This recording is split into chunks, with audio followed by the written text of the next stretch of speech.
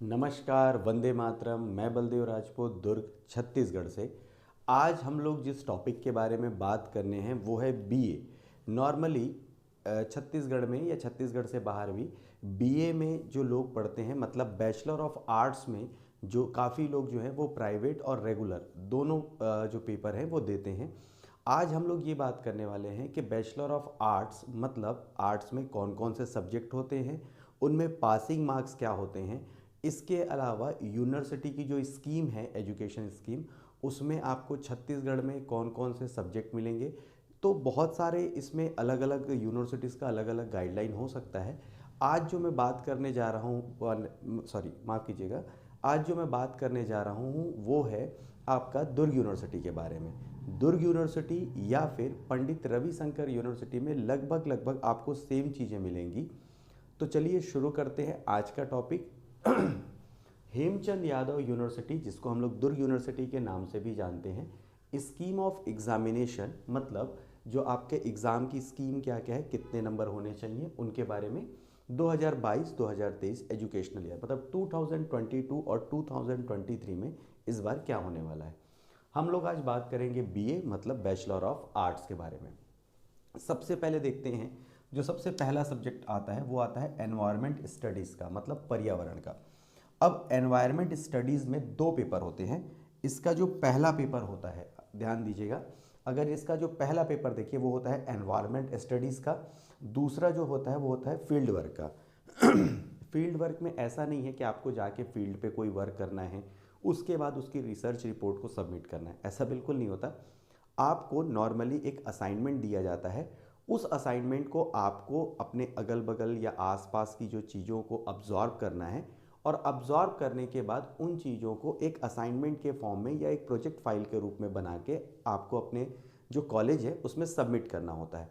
अगर आप उसमें कुछ इमेज डाल सकें या गूगल से कुछ इमेज डाल सकें तो आपको प्रैक्टिकल मार्क्स या फिर जो आपके फील्ड वर्क के जो मार्क्स हैं वो ज़्यादा मिलते हैं। जो थ्योरी मार्क्स रहते हैं वो 75 मार्क्स के होते हैं, और जो आपका फील्ड वर्क है वो होता है आपका 25 मार्क्स का। इन दोनों पेपरों को मिला के पास होने के लिए 33 मार्क्स की रिक्वायरमेंट होती है।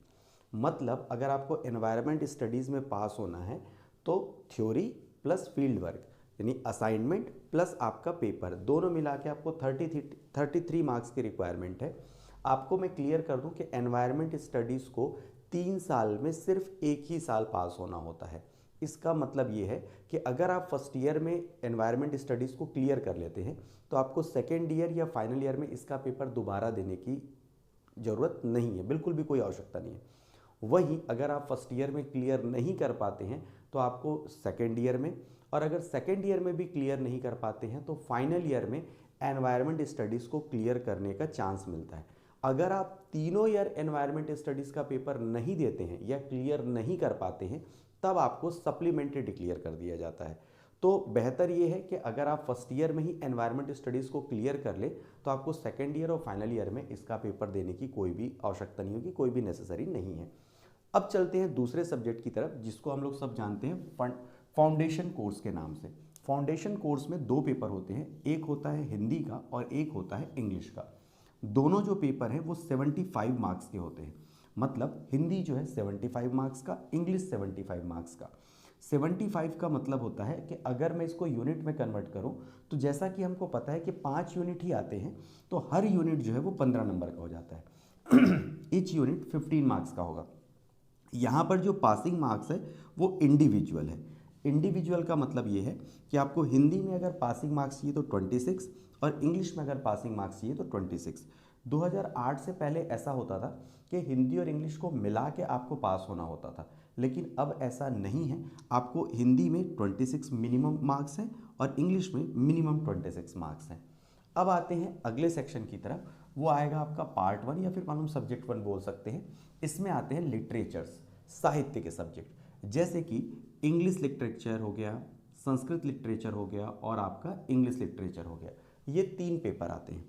ये तीनों की अगर मैं बात करूं तो इन तीनों में से कोई भी एक आप लिटरेचर सब्जेक्ट ले सकते हैं।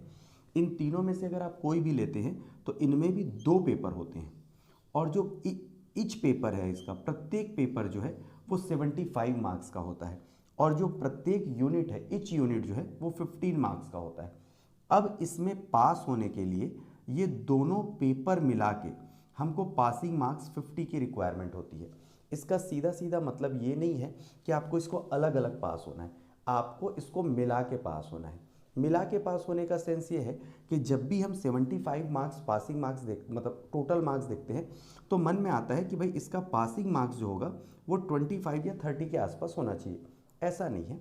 अगर मान के चलिए आप 2 पेपर देते हैं, आप पेपर 1 में सिर्फ 5 नंबर स्कोर करते हैं और अगर पेपर 2 पे अगर आप 45 नंबर स्कोर कर लें तो भी आप पास हो जाएंगे, या पेपर नंबर 2 में अगर आप 30 नंबर स्कोर कर लें और अगर पेपर 2 में 20 कर लें तो भी आप पास हो जाएंगे। इस प्रकार से आपको दोनों पेपर मिला के पास होने की रिक्वायरमेंट होती है। तो यहाँ पर ये तीनों में से आप कोई भी एक लिटरेचर सब्जेक्ट ले सकते हैं। मेरा पर्सनल सजेशन ये है कि जिन बच्चों को भी एमए जो करते हैं, तो अगर इंग्लिश में एमए करना हो या हिंदी लिटरेचर में एमए करना हो या संस्कृत में एमए करना हो, वही ये सब्जेक्ट को चूज़ करें तो उनके लिए फ्यूचर और आसान होगा। इसके बाद अपन आते हैं प्रैक्टिकल सब्जेक्ट की तरफ। जो बच्चे चाहते हैं कि आर्ट्स में प्रैक्टिकल सब्जेक्ट ले, उनके लिए जो सबसे ज़्यादा जो अभी ज़्यादातर कॉलेजेस में जो मिल जाएगा आपको, वो होगा आपका जियोग्राफी का और स्टैटिक्स का। जियोग्राफी मतलब भूगोल, स्टैटिक्स मतलब सांख्यिकी। इसमें देखेंगे 2 पेपर होंगे आपके। इसका जो एक एक पेपर होगा, जो पेपर नंबर फर्स्ट है वो 50 मार्क्स का होगा, पेपर नंबर सेकंड 50 मार्क्स का होगा। दोनों पेपर मिला के आपको पास होने के लिए 33 मार्क्स जो है वो रिक्वायर्ड होता है। साथ ही 50 नंबर का 50 मार्क्स का एक प्रैक्टिकल पेपर होगा जिसमें जो पासिंग मार्क्स है वो 17 होता है। तो जो बच्चे प्रैक्टिकल सब्जेक्ट्स में इंटरेस्टेड हैं वो जियोग्राफी या स्टैटिक्स ले सकते हैं। इसके अलावा जिनमें जो यूनिवर्सिटी आपको ऑफर करती है प्रैक्टिकल सब्जेक्ट्स वो है music, home science, philosophy, defence studies और डांस। बट एक चीज़ मैं आपको नोटिस करा दूँ, ये लिखा ज़रूर है, अगर आप इसमें आप माफ़ कीजिएगा, ये लिखा ज़रूर है बहुत सारे जो सब्जेक्ट्स हैं कि दुर्ग यूनिवर्सिटी कराती है करके, बट बहुत सारे कॉलेजेस में, जहाँ तक कि मेरा नॉलेज है, मेरे आसपास तो ऐसा कोई कॉलेज नहीं है जहाँ पर ये सारे सब्जेक्ट्स कराते हों। लेकिन आप जहाँ पर भी रहते हैं, अगर वहाँ पर अगर ये कॉलेज सब्जेक्ट्स हैं तो आप इनमें से भी कोई जो पेपर है उसको ले सकते हैं। इनमें भी सेम एग्ज़ाम पैटर्न है, 2 पेपर होंगे, दोनों पेपर 50-50 मतलब 50 मार्क्स के होंगे। पास होने के लिए 33 रिक्वायर्ड है और आपको जो प्रैक्टिकल सब्जेक्ट्स है वो होगा 50 मार्क्स का, जिसमें आपको पास होने के लिए पासिंग मार्क्स जो है वो है 17। तो आप इनमें से कोई भी अपनी सुविधा के हिसाब से आप दोनों में से कोई भी चुन सकते हैं। इसके बाद आते हैं स्पेशल सब्जेक्ट्स की तरफ। तो स्पेशल सब्जेक्ट्स में आते हैं आपके इकोनॉमिक्स, इंडियन पॉलिटी या political science, history, sociology, education, management, ये जितने भी सब्जेक्ट्स हैं इनमें भी 2 पेपर होते हैं, पेपर नंबर फर्स्ट और paper number second. Each paper जो है वो 75 मार्क्स का होता है, ईच यूनिट जो है वो 15 मार्क्स का होता है और दोनों को मिला के पास होने के लिए हमको 50 मार्क्स की रिक्वायरमेंट होती है। अब यहाँ पर देखने वाली बात यह है कि हम सब्जेक्ट्स का चयन, मतलब सब्जेक्ट का जो जब हम लेंगे तो हमको नॉर्मली 5 पेपर ही देने हैं। जैसे फाउंडेशन कोर्स अपने को देना ही है। फाउंडेशन कोर्स में 2 पेपर होंगे, पहला हिंदी, दूसरा इंग्लिश। उसके बाद जो अदर सब्जेक्ट्स जो आएंगे, अदर सब्जेक्ट्स में आप क्या क्या कॉम्बिनेशन बना सकते हैं उसके बारे में देखते हैं। पहला, आप एक सब्जेक्ट लिटरेचर ले सकते हैं और 2 सब्जेक्ट फॉर एग्जांपल इकोनॉमिक्स या पॉलिटिकल साइंस ले सकते हैं।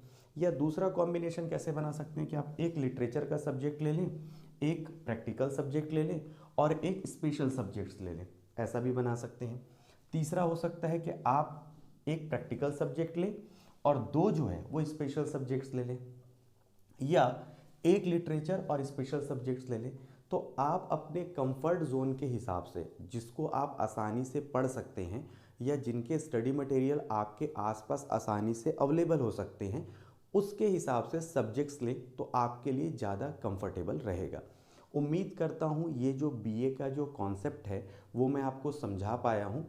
अगर इससे रिलेटेड और कोई भी क्वारी हो तो आप कमेंट बॉक्स में लिख सकते हैं। तो मिलते हैं अगले वीडियो में, तब तक के लिए जय हिंद, वंदे मातरम।